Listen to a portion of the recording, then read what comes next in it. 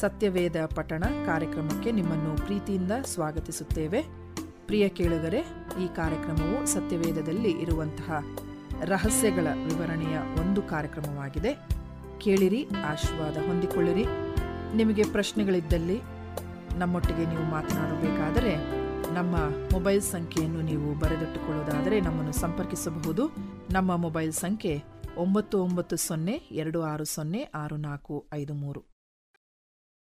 ಈ ದಿನದ ಸತ್ಯವೇದ ಅಧ್ಯಯನದ ಪಾಠಕ್ಕೆ ನಿಮ್ಮೆಲ್ಲರನ್ನು ನಾನು ಸ್ವಾಗತಿಸುವನಾಗಿದ್ದೇನೆ.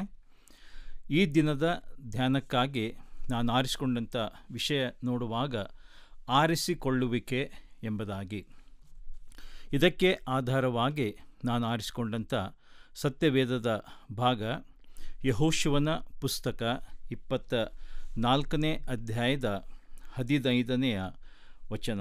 ಅಲ್ಲಿ ನಾವು ಹೀಗೆ ನೋಡ್ತೇವೆ: ಯೆಹೋವನನ್ನು ಸೇವಿಸುವುದು ನಿಮಗೆ ಸರಿ ಕಾಣದಿದ್ದರೆ ಯಾರನ್ನು ಸೇವಿಸಬೇಕೆಂದಿದ್ದೀರಿ? ಈ ಹೊತ್ತೇ ಆರಿಸಿಕೊಳ್ಳಿರಿ. ನಿಮ್ಮ ಪೂರ್ವಿಕರು ಯೂಫ್ರೆಟಿಸ್ ನದಿಯ ಆಚೆಯಲ್ಲಿ ಸೇವಿಸುತ್ತಿದ್ದ ದೇವತೆಗಳು ಈ ದೇಶದ ಮೂಲ ನಿವಾಸಿಗಳಾದ ಅಮೋರಿಯರ ದೇವತೆಗಳು ಹೇಳಿರಿ. ನಾನು ನನ್ನ ಮನೆಯವರು ಯೆಹೋವನನ್ನೇ ಸೇವಿಸುವೆವು ಅಂದನು ಎಂಬುದೇ. ನಮ್ಮ ಜೀವನದ ಯಶಸ್ಸು ನೋಡುವಾಗ ನಾವು ಆರಿಸಿಕೊಳ್ಳುವುದರ ಮೇಲೆ ಅವಲಂಬಿತವಾಗಿದೆ ಎಂಬುದಾಗಿ. ಇಲ್ಲಿ ಯೆಹೋಶುವನು ಇಸ್ರಾಯೇಲರಿಗೆ ಅವರ ಪೂರ್ವಿಕರು ಯೂಫ್ರೆಟಿಸ್ ನದಿಯ ಆಚೆಯಲ್ಲಿಯೂ ಐಗುಪ್ತದಲ್ಲಿಯೂ ಪೂಜಿಸುತ್ತಿದ್ದ ಮತ್ತು ಸೇವಿಸುತ್ತಿದ್ದ ದೇವತೆಗಳನ್ನು ಹಾಗೂ ಆ ದೇಶದ ಮೂಲ ನಿವಾಸಿಗಳಾದ ಅಮೋರಿಯರ ದೇವತೆಗಳನ್ನು ನಿಮ್ಮಿಂದ ತೆಗೆದುಹಾಕಿ ಯೆಹೋವನನ್ನೇ ಸೇವಿಸಿರಿ ಎಂದು ಹೇಳುತ್ತಾ, ಯೆಹೋವನನ್ನು ಸೇವಿಸುವುದು ನಿಮಗೆ ಸರಿ ಕಾಣದಿದ್ದರೆ ಯಾರನ್ನು ಸೇವಿಸಬೇಕೆಂದಿದ್ದೀರಿ? ಈ ಹೊತ್ತೇ ಆರಿಸಿಕೊಳ್ಳಿರಿ ಎಂದು ಹೇಳುತ್ತಾ ಯೆಹೋಶುವನು ಹೇಳುವಂಥ ಮಾತು ಏನೆಂಬುದಾಗಿ ನೋಡುವಾಗ, ನಾನು ನನ್ನ ಮನೆಯವರು ಯೆಹೋವನನ್ನೇ ಸೇವಿಸುವೆವು. ಸತ್ಯವೇದದಲ್ಲಿ ಕೆಲವು ಭಕ್ತರ ಜೀವಿತ ನಾವು ನೋಡುವಾಗ ಅವರ ಆಯ್ಕೆ ಯಾವ ರೀತಿಯ ಪರಿಣಾಮ ಉಂಟು ಮಾಡಿತು ಹಾಗೂ ಯಾವ ರೀತಿಯಾಗಿ ಅವರ ಆಯ್ಕೆ ದೇವರ ಆಶೀರ್ವಾದ ಹಾಗೂ ಶಾಪ ಅವರ ಜೀವಿತಗಳಲ್ಲಿ ಉಂಟಾದವು ಎಂಬುದಾಗಿ ನಾವು ಸ್ವಲ್ಪವಾಗಿ ನೋಡಿಕೊಳ್ಳೋಣ. ಮೊದಲನೇದಾಗಿ ಲೋಟನ ಆಯ್ಕೆ ಹೇಗಿತ್ತು ಎಂಬುದಾಗಿ ನಾವು ಆದಿಕಾಂಡ 13ನೇ ಅಧ್ಯಾಯದ 2-13 ವಾಕ್ಯಗಳಲ್ಲಿ ಆ ಸಂಗತಿಯನ್ನು ನಾವು ನೋಡುವವರಾಗಿದ್ದೇವೆ. ಅಲ್ಲಿ ಹೀಗೆ ನೋಡುತ್ತೇವೆ: ಅಬ್ರಹಾಮನು ಬಹು ಐಶ್ವರ್ಯವಂತನಾಗಿದ್ದನು.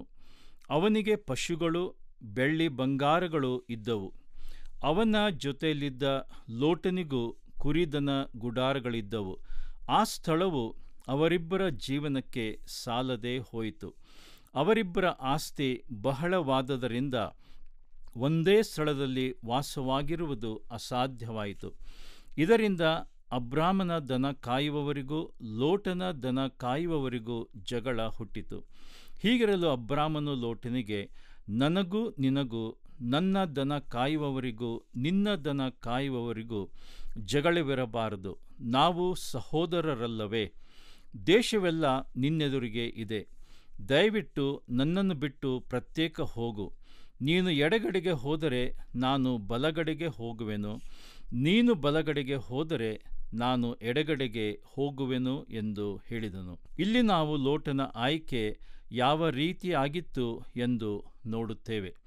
ಆದಿಕಾಂಡ 13ನೇ ಅಧ್ಯಾಯದ 10ನೇ ವಾಕ್ಯದಲ್ಲಿ ನಾವು ಹೀಗೆ ನೋಡುತ್ತೇವೆ: ಲೋಟನು ಕಣ್ಣೆತ್ತಿ ನೋಡಲಾಗಿ ಯೋರ್ದನ್ ಹೊಳೆಯ ಸುತ್ತಲಿನ ಪ್ರದೇಶವು ಚೋಗರೂರಿನ ತನಕ ಎಲ್ಲ ಕಡೆಯಲ್ಲಿಯೂ ನೀರಾವರಿಯ ಸ್ಥಳವೆಂದು ತಿಳುಕೊಂಡನು.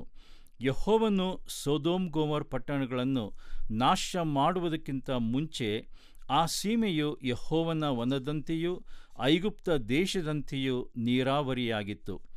11ನೇ ವಾಕ್ಯದಲ್ಲಿ ಹೀಗೆ ನೋಡುತ್ತೇವೆ: ಆದದರಿಂದ ಲೋಟನು ಯೋರ್ದನ್ ಹೊಳೆಯ ಸುತ್ತಣ ಪ್ರದೇಶವನ್ನು ಆದುಕೊಂಡು ಮೂಡಣ ಕಡೆಗೆ ಹೊರಟನು.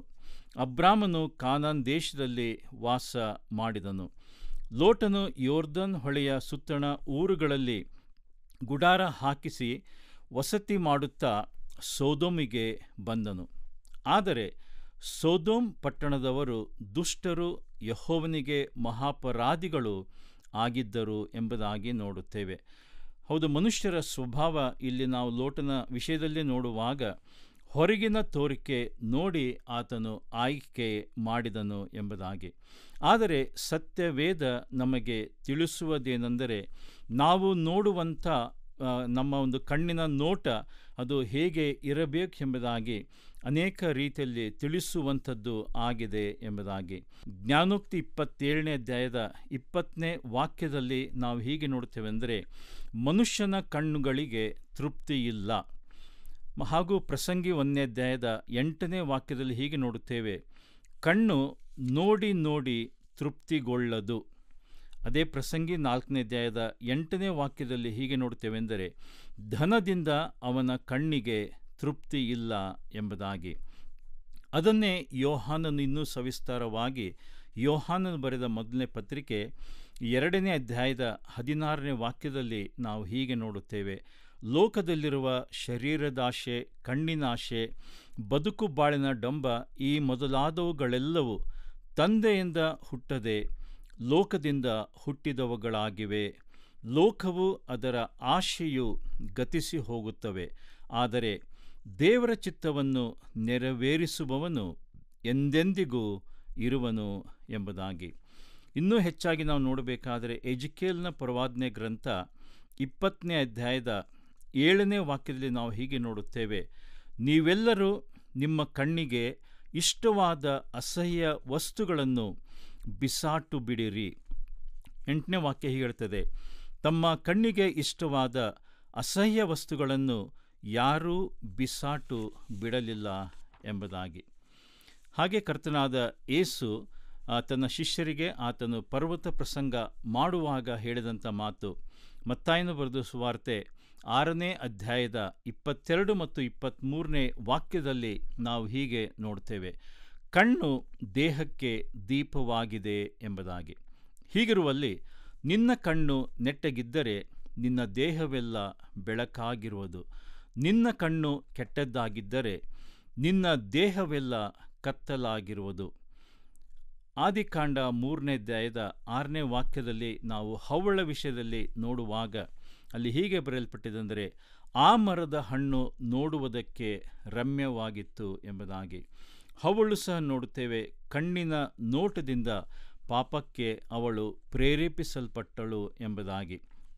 ಹಾಗೆ 1ನೇ ಕೊರಿಂಥ 7ನೇ ಅಧ್ಯಾಯದ 31ರಲ್ಲಿ ನಾವು ಹೀಗೆ ನೋಡುತ್ತೇವೆ, ಈ ಪ್ರಪಂಚದ ತೋರಿಕೆಯು ಗತಿಸಿ ಹೋಗುತ್ತಾ ಅದೇ ಎಂಬುದಾಗಿ. ಆದ ಕಾರಣ ನಾವು ನಮ್ಮ ಕಣ್ಣಿನಿಂದ ನೋಡಿ ಆಯ್ಕೆ ಮಾಡುವುದರಲ್ಲಿ ಎಚ್ಚರದಿಂದಿರೋಣ ಎಂಬುದಾಗಿ. ಎರಡನೇದಾಗಿ ನಾವು ನೋಡುವಾಗ ಧರ್ಮೋಪದೇಶಕಾಂಡ 11ನೇ ಅಧ್ಯಾಯದ 26ರಿಂದ 28 ವಾಕ್ಯಗಳಲ್ಲಿ ನೋಡುವಾಗ ಅಲ್ಲಿಯೂ ಸಹ ಆಯ್ಕೆಯ ವಿಷಯದಲ್ಲಿ 2 ಸಂಗತಿಗಳನ್ನು ಯೆಹೋವ ದೇವರು ಮೋಶೆಯ ಮೂಲಕ ಇಸ್ರಾಯೇಲರಿಗೆ ತಿಳಿಸುವುದನ್ನು ನೋಡುತ್ತೇವೆ. ನೋಡಿರಿ, ಈ ಹೊತ್ತು ನಾನು ಆಶೀರ್ವಾದವನ್ನು ಶಾಪವನ್ನು ನಿಮ್ಮ ಮುಂದೆ ಇಡುತ್ತಾ ಇದ್ದೇನೆ. ನಾನು ಈಗ ನಿಮಗೆ ಬೋಧಿಸುವ ನಿಮ್ಮ ದೇವರಾದ ಯೆಹೋವನ ಆಜ್ಞೆಗಳಿಗೆ ನೀವು ವಿಧೇಯರಾಗಿ ನಡೆದರೆ ಆಶೀರ್ವಾದವು. ಈ ಆಜ್ಞೆಗಳಿಗೆ ವಿಧೇಯರಾಗದೆ ನಾನು ಈಗ ಬೋಧಿಸುವ ಮಾರ್ಗವನ್ನು ಬಿಟ್ಟು ನಿಮಗೆ ಗೊತ್ತಿಲ್ಲದ ಇತರ ದೇವರುಗಳನ್ನು ಅವಲಂಬಿಸಿದರೆ ಶಾಪವು ನಿಮಗುಂಟಾಗುವವು ಎಂಬುದಾಗಿ. ಹೀಗಾಗಿ ಇಲ್ಲಿ ನೋಡುತ್ತೇವೆ, ದೇವರು ನಮ್ಮ ಮುಂದೆ ಆಶೀರ್ವಾದ ಮತ್ತು ಶಾಪವನ್ನು ಇಡುವುದನ್ನು ನೋಡುತ್ತೇವೆ. ಆದರೆ ಆಯ್ಕೆ ದೇವರು ನಮಗೆ ಬಿಡುವಾತನಾಗಿದ್ದಾನೆ. ನಾವು ದೇವರಿಗೆ ವಿಧೇಯರಾದರೆ ನೋಡುವಾಗ ಯಾವ ರೀತಿಯ ಆಶೀರ್ವಾದಗಳನ್ನು ನಾವು ಹೊಂದಿಕೊಳ್ಳುತ್ತೇವೆ ಎಂಬುದಾಗಿ ಧರ್ಮೋಪದೇಶಕಾಂಡ 28ನೇ ಅಧ್ಯಾಯದ 2ನೇ ವಾಕ್ಯದಿಂದ 14ನೇ ವಾಕ್ಯದವರೆಗೆ ನಾವು ದೇವರಿಗೆ ವಿಧೇಯರಾಗುವಾಗ ಉಂಟಾಗುವಂಥ ಅನೇಕ ಆಶೀರ್ವಾದಗಳನ್ನು ನಾವು ಅಲ್ಲಿ ನೋಡುವವರಾಗಿದ್ದೇವೆ. ಅಲ್ಲಿ ಹೀಗೆ ಬರೆಯಲ್ಪಟ್ಟಿದೆ, ನಿಮ್ಮ ದೇವರಾದ ಯೆಹೋವನ ಮಾತಿಗೆ ಕಿವಿಗೊಟ್ಟು ನಡೆದರೆ ಈ ಶುಭಗಳೆಲ್ಲ ನಿಮಗೆ ಪ್ರಾಪ್ತವಾಗುವವು. ಯಾವುವೆಂದರೆ, ನಿಮಗೆ ಊರಲ್ಲಿಯೂ ಅಡವಿಯಲ್ಲಿಯೂ ಶುಭವುಂಟಾಗುವುದು, ನಿಮ್ಮ ಸಂತಾನ ವ್ಯವಸಾಯಗಳಿಗೂ ದನಕುರಿ ಮುಂತಾದ ಪಶುಗಳಿಗೂ ಶುಭವುಂಟಾಗುವುದು, ನಿಮ್ಮ ಪುಟ್ಟಿಗಳಿಗೂ ಕೊಣವಿಗೆಗಳಿಗೂ ಶುಭವುಂಟಾಗುವುದು, ನೀವು ಕೆಲಸಕ್ಕೆ ಹೋಗುವಾಗಲೂ ಬರುವಾಗಲೂ ಶುಭವುಂಟಾಗುವುದು, ನಿಮ್ಮ ಕಣಜಗಳು ಯಾವಾಗಲೂ ತುಂಬಿರುವಂತೆಯೂ ನಿಮ್ಮ ಪ್ರಯತ್ನಗಳೆಲ್ಲ ಸಫಲವಾಗುವಂತೆಯೂ ನಿಮ್ಮ ದೇವರಾದ ಯೆಹೋವನು ನಿಮಗೆ ಶುಭವನ್ನು ಅನುಗ್ರಹಿಸುವನು. ಆತನು ನಿಮಗೆ ಕೊಡುವ ದೇಶದಲ್ಲಿ ನಿಮಗೆ ಶುಭವನ್ನೇ ಉಂಟು ಮಾಡುವನು. ನೀವು ನಿಮ್ಮ ದೇವರಾದ ಯೆಹೋವನ ಆಜ್ಞೆಯನ್ನು ಅನುಸರಿಸಿ ಆತನು ಹೇಳಿದ ಮಾರ್ಗದಲ್ಲೇ ನಡೆದರೆ ಆತನು ವಾಗ್ದಾನ ಮಾಡಿದಂತೆ ನಿಮ್ಮನ್ನು ತನಗೋಸ್ಕರ ಮೀಸಲಾದ ಜನರನ್ನಾಗಿ ಸ್ಥಾಪಿಸುವನು. ಭೂಮಿಯಲ್ಲಿರುವ ಎಲ್ಲ ಜನಗಳು ನಿಮ್ಮನ್ನು ಯೆಹೋವನ ಜನರೆಂದು ತಿಳಿದುಕೊಂಡು ನಿಮಗೆ ಭಯಪಡುವರು. ಯೆಹೋವನು ಆಕಾಶದಲ್ಲಿರುವ ತನ್ನ ಜಲನಿಧಿಯನ್ನು ತೆರೆದು ನಿಮ್ಮ ದೇಶದ ಮೇಲೆ ಬೆಳೆಗೆ ಬೇಕಾದ ಹಾಗೆ ಮಳೆಯನ್ನು ಸುರಿಸಿ ನಿಮ್ಮ ಎಲ್ಲ ವ್ಯವಸಾಯವನ್ನು ಸಫಲ ಮಾಡುವನು. ನೀವು ಅನೇಕ ಜನರಿಗೆ ಸಾಲ ಕೊಡುವಿರೇ ಹೊರತು ಸಾಲ ತೆಗೆದುಕೊಳ್ಳುವುದಿಲ್ಲ. ನಿಮ್ಮ ದೇವರಾದ ಯೆಹೋವನ ಆಜ್ಞೆಗಳಲ್ಲೇ ಲಕ್ಷ್ಯವಿಟ್ಟು ಅವುಗಳನ್ನೇ ಅನುಸರಿಸಿ ನಡೆದರೆ ಆತನು ಇತರರಿಗೆ ನಿಮ್ಮನ್ನು ಅಧೀನ ಮಾಡದೆ ಎಲ್ಲರಿಗೂ ಶಿರಸ್ಸನ್ನಾಗಿಯೇ ಮಾಡುವನು. ನೀವು ಎಲ್ಲರಿಗಿಂತಲೂ ಮೇಲಿನವರಾಗಿರುವರೇ ಹೊರತು ಕೆಳಗಣವರಾಗಿರುವುದಿಲ್ಲ ಎಂಬುದಾಗಿ. ಅಷ್ಟು ಮಾತ್ರವಲ್ಲದೆ ಧರ್ಮೋಪದೇಶ ಕಾಂಡದ 28ನೇ ಅಧ್ಯಾಯದ 15ರಿಂದ 45 ವಾಕ್ಯಗಳಲ್ಲಿ ನಾವು ನೋಡುವಾಗ, ಒಂದು ವೇಳೆ ನಾವು ಯೆಹೋವನ ಮಾತಿಗೆ ಆಜ್ಞೆಗಳಿಗೆ ನಾವು ಅವಿಧೇಯರಾಗಿ ಜೀವಿಸುವುದಾದರೆ ನೋಡುತ್ತೇವೆ, ಅಲ್ಲಿ ನಮಗೆ ಅನೇಕ ಶಾಪಗಳು ಉಂಟಾಗ್ತದೆ ಎಂಬುದಾಗಿ. ಅದನ್ನು ನಾವು ಕ್ಲುಪ್ತವಾಗಿ ನೋಡುವುದಾದರೆ ಧರ್ಮೋಪದೇಶಕಾಂಡ 28ನೇ ಅಧ್ಯಾಯದ 15ರಿಂದ 44 ವಾಕ್ಯಗಳಲ್ಲಿ ಆ ಒಂದು ಶಾಪಗಳ ಬಗ್ಗೆ ಬರೆಯಲ್ಪಟ್ಟಿರುವುದನ್ನು ನಾವು ನೋಡುತ್ತೇವೆ. ನೀವು ನಿಮ್ಮ ದೇವರಾದ ಯೆಹೋವನ ಮಾತಿಗೆ ಕಿವಿಗೊಡದೆ ನಾನು ಈಗ ನಿಮಗೆ ಬೋಧಿಸುವ ಆತನ ಆಜ್ಞಾವಿಧಿಗಳನ್ನು ಅನುಸರಿಸದೆ ಹೋದರೆ ಈ ಅಶುಭಗಳು ನಿಮಗೆ ಪ್ರಾಪ್ತವಾಗುವವು ಎಂಬುದಾಗಿ. ನಿಮಗೆ ಊರಲ್ಲಿಯೂ ಅಡವಿಯಲ್ಲಿಯೂ ಅಶುಭ ಉಂಟಾಗುವುದು, ನಿಮ್ಮ ಪುಟ್ಟಿಗಳಿಗೂ ಕೊಣವಿಗೆಗಳಿಗೂ ಅಶುಭ ಉಂಟಾಗುವುದು ಎಂಬುದಾಗಿ. ನೀವು ದುರ್ನಡತೆಯುಳ್ಳವರಾಗಿ ಯೆಹೋವನನ್ನು ಬಿಟ್ಟಿದ್ದರಿಂದ ಆತನು ನಿಮ್ಮ ಎಲ್ಲ ಪ್ರಯತ್ನಗಳಲ್ಲಿಯೂ ವಿಪತ್ತು, ಕಳವಳ, ಶಾಪ ಇವುಗಳನ್ನುಂಟು ಮಾಡುತ್ತಾ ನಿಮ್ಮನ್ನು ಬೇಗನೆ ನಾಶ ಮಾಡುವನು. ವ್ಯಾಧಿಯು ನಿಮಗೆ ಹತ್ತಿಕೊಂಡೇ ಇರುವಂತೆ ಯೆಹೋವನು ಮಾಡಿ ನೀವು ಸ್ವಾಧೀನ ಮಾಡಿಕೊಳ್ಳುವುದಕ್ಕೆ ಹೋಗುವ ದೇಶದಲ್ಲಿ ನಿಮ್ಮಲ್ಲಿ ಒಬ್ಬರೂ ಉಳಿಯದಂತೆ ಮಾಡುವನು ಎಂಬುದಾಗಿ. ಆತನು ನಿಮ್ಮನ್ನು ಕ್ಷಯರೋಗ, ಚಳಿಜ್ವರ, ಉರಿತ, ಉಷ್ಣಜ್ವರಗಳಿಂದಲೂ ದೇಶವನ್ನು ಕ್ಷಾಮದಿಂದಲೂ ಬೆಳೆಯನ್ನು ಕಾಡಿಗೆ ಬಿಸಿಗಾಳಿಗಳಿಂದಲೂ ಬಾಧಿಸಲಾಗಿ ನೀವು ಸಾಯಿ ತನಕ ಇವು ನಿಮ್ಮನ್ನು ಬೆನ್ನತ್ತುವವು ಎಂಬುದಾಗಿ. ಮೇಲೆ ಆಕಾಶವು ಮಳೆ ಸುರಿಸದೆ ತಾಮ್ರದಂತೆಯೂ ಕೆಳಗೆ ಭೂಮಿಯು ಬೆಳೆ ಕೊಡದೆ ಕಬ್ಬಿಣದಂತೆಯೂ ಇರುವವು ಎಂಬುದಾಗಿ. ನಿಮ್ಮ ದೇಶದಲ್ಲಿ ಯೆಹೋವನು ಆಕಾಶದಿಂದ ಮಳೆಗೆ ಬದಲಾಗಿ ಧೂಳಿಯನ್ನು ಉಸುಬನ್ನು ನಿಮ್ಮ ಮೇಲೆ ಸುರಿಸುವನು. ಆದುದರಿಂದ ನೀವು ನಾಶವಾಗಿ ಹೋಗುವಿರಿ ಎಂಬುದಾಗಿ. ಐಗುಪ್ತ್ಯರ ಹುಣ್ಣು, ಬಾವು, ತುರಿಕಜ್ಜಿ ಮುಂತಾದ ವಾಸಿಯಾಗದ ರೋಗಗಳಿಂದ ಯೆಹೋವನು ನಿಮ್ಮನ್ನು ಬಾಧಿಸುವನು. ಚಿತ್ತಭ್ರಮಣೆ, ಕುರುಡತನ, ಮನೋವಿಸ್ಮಯ ಇವುಗಳಿಂದ ಯೆಹೋವನು ನಿಮ್ಮನ್ನು ಬಾಧಿಸಲು ನೀವು ಕುರುಡರಂತೆ ಮಧ್ಯಾಹ್ನದಲ್ಲಿಯೂ ಕತ್ತಲಾಯಿತೆಂದು ತಡವರಿಸುತ್ತಾ ಇರುವಿರಿ ಎಂಬುದಾಗಿ. ಹೀಗೆ ಅನೇಕ ರೀತಿಯ ಶಾಪ ನಾವು ದೇವರಿಗೆ ಅವಿಧೇಯರಾದರೆ ಉಂಟಾಗ್ತದೆ ಎಂಬುದಾಗಿ ನಾವು ನೋಡುವವರಾಗಿದ್ದೇವೆ. ಮೂರನೇದಾಗಿ ನೋಡುವಾಗ ಧರ್ಮೋಪದೇಶಕಾಂಡ 30ನೇ ಅಧ್ಯಾಯದ 15ರಿಂದ 20 ವಾಕ್ಯಗಳನ್ನು ನಾವು ನೋಡುವಾಗ ಅಲ್ಲಿ ನೋಡುತ್ತೇವೆ, ಜೀವ ಮರಣಗಳನ್ನು ದೇವರು ನಮ್ಮ ಮುಂದೆ ಇಟ್ಟಿರುವುದನ್ನು ಅಲ್ಲಿ ನಾವು ನೋಡುವವರಾಗಿದ್ದೇವೆ. ಹೌದು, ಅಲ್ಲಿಯೂ ಸಹ ನೋಡುವಾಗ ಅಂದರೆ ಎರಡು ಆಯ್ಕೆಯ ವಿಷಯದಲ್ಲಿ ನೋಡುತ್ತೇವೆ. ದೇವರು ನಮ್ಮ ಮುಂದೆ ಜೀವ ಇಟ್ಟಿದ್ದಾನೆ ಹಾಗೂ ಮರಣವನ್ನು ಇಟ್ಟಿದ್ದಾನೆ ಎಂಬುದಾಗಿ ಅಲ್ಲಿ ನಾವು ನೋಡುವವರಾಗಿದ್ದೇವೆ. ಜೀವ ಶುಭಗಳನ್ನು ಹೊಂದಿಕೊಳ್ಳಬೇಕಾದರೆ ನಾವು ನೋಡುತ್ತೇವೆ, ಧರ್ಮೋಪದೇಶ ಕಾಂಡ 30ನೇ ಅಧ್ಯಾಯದ 16ನೇ ವಚನದ ಪ್ರಕಾರ ನೋಡುವಾಗ ನಾವು ಯೆಹೋವನನ್ನು ಪ್ರೀತಿಸಬೇಕು, ಆತನು ಹೇಳಿದ ಮಾರ್ಗದಲ್ಲಿ ನಡೆದು ಆತನ ಆಜ್ಞಾವಿಧಿ ನಿರ್ಣಯಗಳನ್ನು ಅನುಸರಿಸಿದರೆ ನೀವು ಬದುಕಿಕೊಂಡು ಹೆಚ್ಚುವಿರಿ ಮತ್ತು ನೀವು ಸ್ವಾಧೀನ ಮಾಡಿಕೊಳ್ಳುವುದಕ್ಕೆ ಹೋಗುವ ದೇಶದಲ್ಲಿ ನಿಮ್ಮ ದೇವರಾದ ಯೆಹೋವನು ನಿಮ್ಮನ್ನು ಅಭಿವೃದ್ಧಿ ಪಡಿಸುವನು ಎಂಬುದಾಗಿ. ಹಾಗೆ ಧರ್ಮೋಪದೇಶಕಾಂಡ 30ನೇ ಅಧ್ಯಾಯದ 20ನೇ ವಾಕ್ಯದಲ್ಲಿ ನಾವು ನೋಡುವಾಗ ನಾವು ಅಂದರೆ ಯೆಹೋವನನ್ನು ಹೊಂದಿಕೊಂಡೇ ಇರಬೇಕೆಂಬುದಾಗಿ ಅಲ್ಲಿ ನಾವು ನೋಡುವವರು ಆಗಿದ್ದೇವೆ. ನಾವು ಬದುಕಿಕೊಳ್ಳುವುದಕ್ಕೂ ಬಹುಕಾಲ ಇರುವುದಕ್ಕೂ ನೋಡುತ್ತೇವೆ, ಆತನೇ ಆಧಾರ ಎಂಬುದಾಗಿ ಅಲ್ಲಿ ನೋಡುವವರು ಆಗಿದ್ದೇವೆ. ಧರ್ಮೋಪದೇಶ ಕಾಂಡ 30ನೇ ಅಧ್ಯಾಯದ 17 ಮತ್ತು 18ನೇ ವಾಕ್ಯದಲ್ಲಿ ನಾವು ಈ ರೀತಿಯಾಗಿ ನೋಡುವವರಾಗಿದ್ದೇವೆ.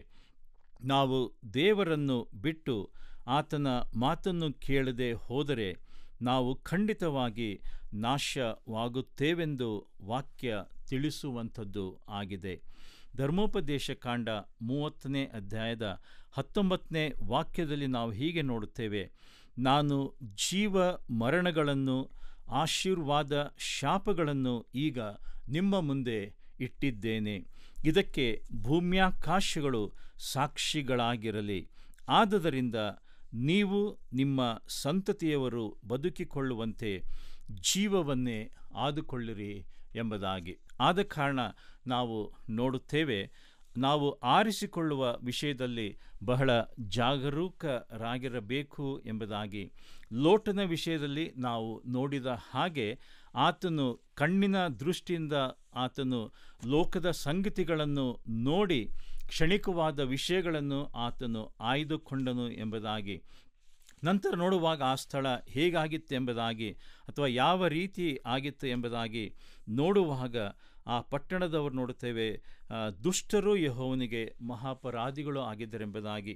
ಹೀಗೆ ಆತನು ಸೊದೋಮ್ ಗೊಮೋರಕ್ಕೆ ಹೋದಾಗ ಆ ಪಟ್ಟಣ ನೋಡುತ್ತೇವೆ ಬೆಂಕಿಯಿಂದ ಅದು ನಾಶ ಮಾಡಲ್ಪಟ್ಟಿತು ಎಂಬುದಾಗಿ ನಾವು ನೋಡುತ್ತೇವೆ. ಹಾಗೆ ನಾವು ಎರಡನೇದಾಗಿ ನೋಡಿಕೊಂಡ ಹಾಗೆ ದೇವರು ನಮ್ಮ ಮುಂದೆ ಆಶೀರ್ವಾದ ಮತ್ತು ಶಾಪವನ್ನು ಇಟ್ಟಿದ್ದಾನೆ ಎಂಬುದಾಗಿ. ನಾವು ದೇವರ ಆಜ್ಞೆಗಳಿಗೆ ವಿಧೇಯರಾಗಿ ನಡೆದರೆ ನಾವು ಆಶೀರ್ವಾದ ಹೊಂದಿಕೊಳ್ಳುವವರಾಗಿದ್ದೇವೆ. ಒಂದು ವೇಳೆ ದೇವರ ಆಜ್ಞೆಗೆ ನಾವು ಅವಿಧೇಯರಾದರೆ ನೋಡುತ್ತೇವೆ ಶಾಪವನ್ನು ನಾವು ಹೊಂದಿಕೊಳ್ಳುವವರಾಗಿದ್ದೇವೆ ಎಂಬುದಾಗಿ.